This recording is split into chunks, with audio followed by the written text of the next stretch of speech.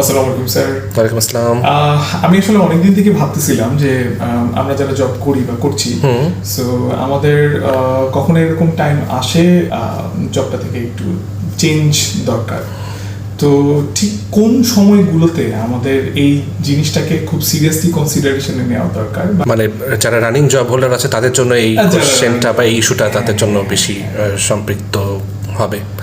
আচ্ছা রুমি, সেটা যদি বলি তোমাকে, মানে আমার যে যদি আমি আমার অভিজ্ঞতা থেকেই বলি, সেটা হচ্ছে যে ধরো কিছু পয়েন্টস বলবো।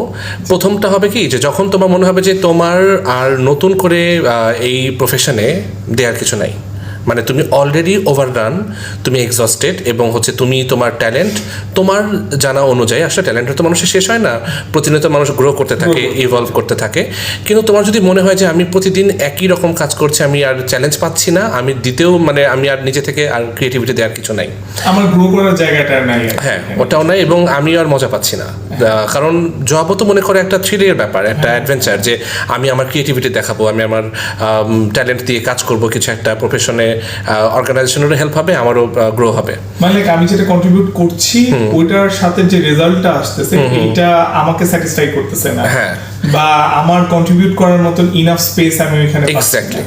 এর পাশাপাশি আরও একটা দুটো পয়েন্ট বলবো, সেটা হচ্ছে মনে করো তোমার যদি end of the day job তো আমরা করি মানে ফিনান্সিয়ালি একটু বেনিফিট হওয়ার জন্য, তাই না? ওই এখন ওই গেইনটা যদি তোমার কাছে কম মনে হয় এবং ওই জবটা করে যাওয়ার জন্য যদি তোমার কাছে চ্যালেঞ্জটা বেশি মনে হয়, চ্যালেঞ্জটা হতে পারে ইন টার্মস অফ তোমার ধরো জবের প্রিপারেশন, তারপর হচ্ছে মানুষজনের অসহযোগিতা, টক্সিক এনভায়রনমেন্ট, তারপর তুমি যদি দেখো যে তোমার এখানে প্রমোশন বা তোমার পার্কসের এখানে খুব একটা ভালো ক্লিয়ার কোনো পলিসি নাই, খুব একটা ইমপ্রুভমেন্ট নাই, তো তখনও তোমার একটু রিথিঙ্ক করা দরকার এবার, যে definitely it's now time for me to think about something else. মানে আমি আমার টাইম, এনার্জি, এফোর্ট যেটা ইনপুট হিসেবে দিচ্ছি, ইন রিটার্ন ভ্যালু যেটা আমি আউটপুট হিসেবে পাচ্ছি, এই দুইটার মাঝখানের ব্যালেন্সটা যদি না থাকে বা ওটার যদি কোনো সিগনিফিকেন্স দেখা যায় ক্যারি করে না, তখন সেই ক্ষেত্রে কি না আমাদের আসলে একটু অন্য কিছু ভাবা উচিত।